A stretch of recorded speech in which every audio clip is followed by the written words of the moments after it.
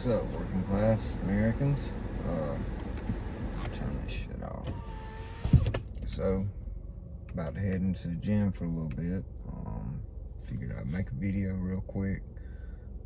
So I got stuff really weighing on my mind. Growing up, I was always taught Americans are free. The freedom of this country is what made it so great. Free market, free industry. The fact that no matter where you came from, you could push yourself ahead.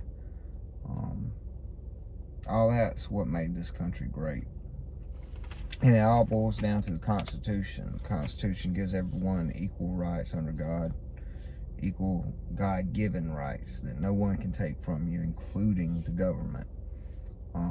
Right now, we've got this corrupt government system that has taken full advantage of a virus. Is the best way I know to describe it. They have taken full advantage of this virus to circumvent the Constitution, to take away freedoms, to take away liberties. Now, they couldn't have done this 50 years ago.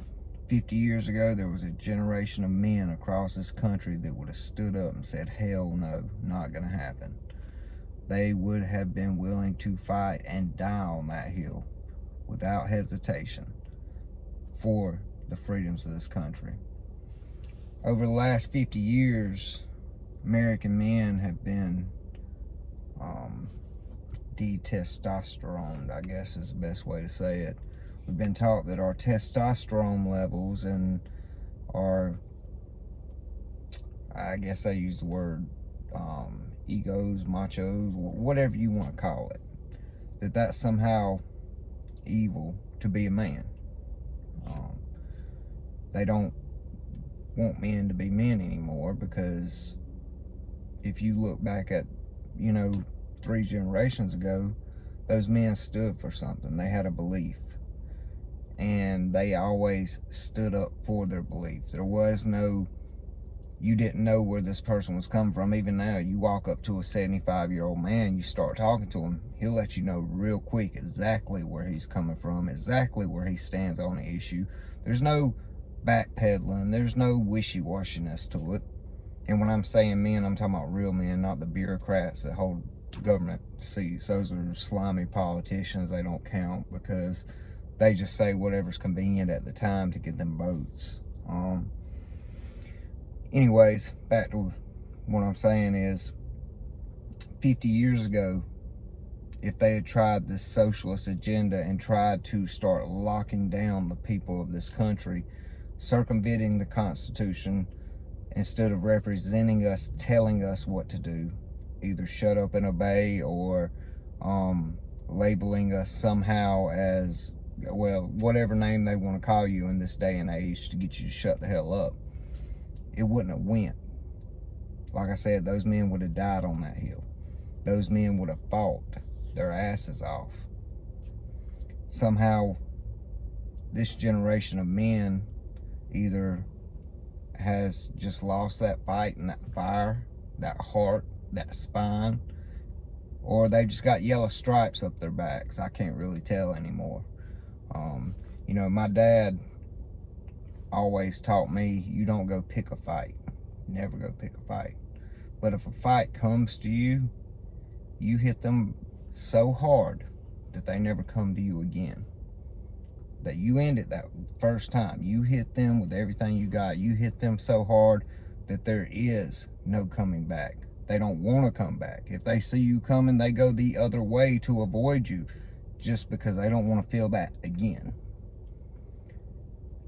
We're at a point in this country where we can either roll over like cowards, like we have yellow stripes up our backs, and we can roll over and allow a small minority of the country to take control, take our freedoms, take our rights, take our God-given rights to life, liberty, the pursuit of happiness, take away our rights to keep and bear arms, We're at that point where they have this goal, and that is their goal.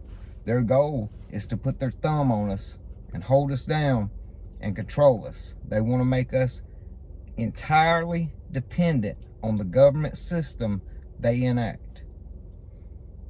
And I ask myself how we got here. I ask myself how we have allowed this to happen. I still don't have the answer. I do not have an answer for when you live in the freest country in the world, how you can allow it to be taken from you, the freedoms to be taken from you. But the only thing I can think of is we're afraid of the material possessions they can take from us. We're not afraid of them taking freedom from us, because in our minds, we know they can never take our freedom. We can give them our freedom. We can give it up, but they can't take it. They can't take it, because if enough of us band together and fight back, they don't have a chance in hell. So they cannot take it from us, but we can give it to them.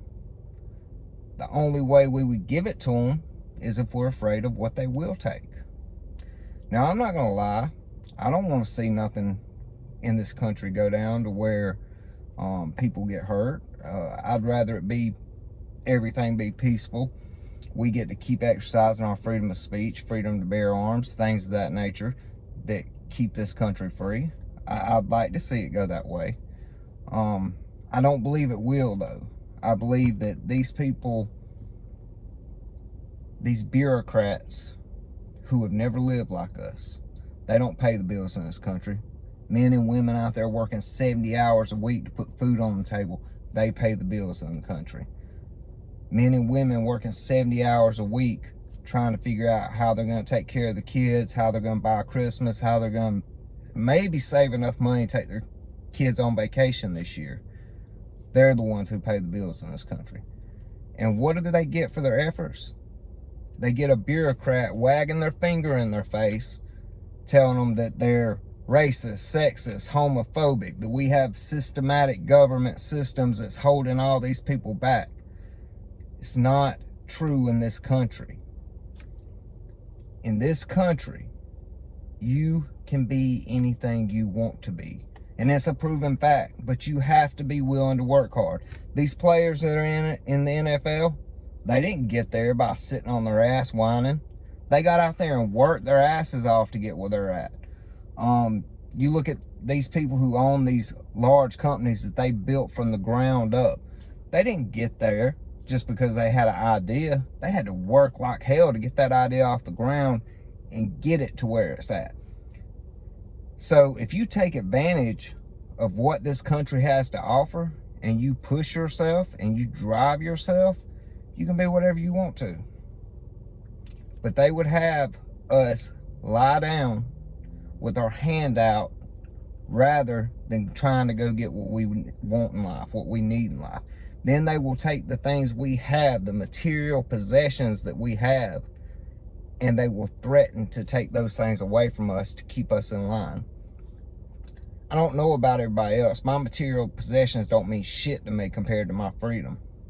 And I think if you went and talked to most people in prison, they give up any material possession they had to be free again. Freedom is something that is, it's the most amazing thing in the world. And as long as my rights are not infringing on your rights and your rights are not infringing on my rights, it's none of my damn business what you're doing, and it's none of your damn business what I'm doing, and it's definitely none of the government's damn business what any of us are doing. The fact of the matter is, even I remember when we were going through the whole thing about gay marriage, the fact of the matter is the government never had any right to tell someone who they could marry to begin with. So I don't even know why we went through that. There should have been none of that. You should have been allowed to marry who you wanted to from the get-go. The fact that the government tricked everyone into thinking that they had that power, they didn't. They never had that power. They used it to get votes. They used it to control a group of people. The same way they use COVID, the same way they use race, the same way they use sex. It's all about controlling the population. We're at a point, you know, and I'm going to keep expressing it. I'm going to keep telling people over and over. You know, when I talk to people, doesn't matter if they're black, white, gay, straight, whatever. Does not matter. When I talk to these people and I explain to them how constitutional conservatism works and how the fact of the matter is we don't give a shit what you do. It's your life. It's your right. But don't infringe on what I'm going to do. Once you explain to them how this works and you explain to them that you want less government control, more control by the people, power from the people of this country that pay the bills, not the people who are sitting around on their ass not doing shit. You know what? They're entitled to an opinion in their home. They're not entitled to an opinion. If you pay no taxes, you do not do nothing to contribute to the society, then your opinion means jack shit to me. Because if I'm working 70 hours a week and paying the bills in your home, you can shut the hell up. If I'm not in your home, I don't give a shit what you got to say. We have got to get back to a society where your work and what you put in is what you get out. If we do not get back to that society and we keep allowing these bureaucrats who are no better than us, they're supposed to represent us, but they want to control us. We keep allowing them to control us, they will take little by little every little freedom we have. They'll take this freedom, they'll take that freedom. They'll continue to take little pieces of our freedom away until we are like China, we're like Venezuela, we're like one of these other countries where they have taken everything from the people, and the people now are totally dependent on the government to take care of them. We're already living in a two-class society. If your name's got a D beside it, you can do crimes right out in the open, never get charged for it. And you can go down the list: Bill Clinton, Hillary Clinton. Hell, look at Biden right now. The media wouldn't even talk about his payments from China through his family, his payments from Russia through his family. Wouldn't even talk about it. This last election was so skewed before the votes were even done in favor of one candidate that it was unreal. We allow it. At some point, people have got to wake up and they've got to say, okay, I have a belief that I stand for. I will not be bullied into shutting up. I will not back down. And if necessary, I will die on this hill. I will lose the material possessions I have if I have to, but I will take a stand and I will fight till the death if necessary. That's how we get this country back. That's how we get it back on track. It's a country under God. It always has been. I don't give a shit about the government. The government does not control my life. The only person I have to answer to is the man upstairs. I do not answer to the government of this country. They answer to me. If you can't get it through your head, then you're going to be left on the sidelines. But if that's where you want to be on the sidelines, that's fine. Get the hell out of the way so the rest of us who are not afraid and don't have yellow stripes up our back can do what we need to do. God bless. Good day.